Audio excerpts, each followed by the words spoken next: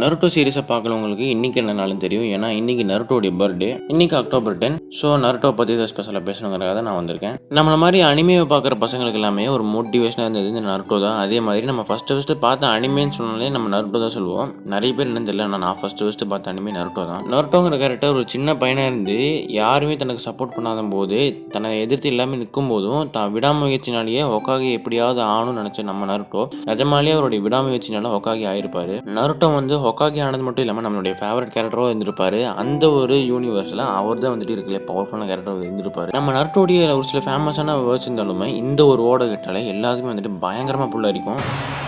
Never go back on my word. Never. That's my ninja way. So இந்த மாதிரி ஒரு மோட்டிவேட்டடான கேரக்டராகவும் ஒரு பயங்கரமான பவர்ஃபுல்லான ஒரு கேரக்டராகவும் எழுதப்பட்ட கேரக்டர் தான் நம்ம நருட்டோ. ஸோ நம்ம நருட்டோவை எத்தனை பேர் பிடிக்குங்கிறத மறக்காம கமெண்ட் பண்ணுங்கள். ஸோ இந்த வீடியோக்கு அப்படியே லைக் பண்ணுங்கள். எத்தனை பேருக்கு நருட்டோ பிடிக்குங்கிறத நானும் தெரிஞ்சுக்கிறோம்ல.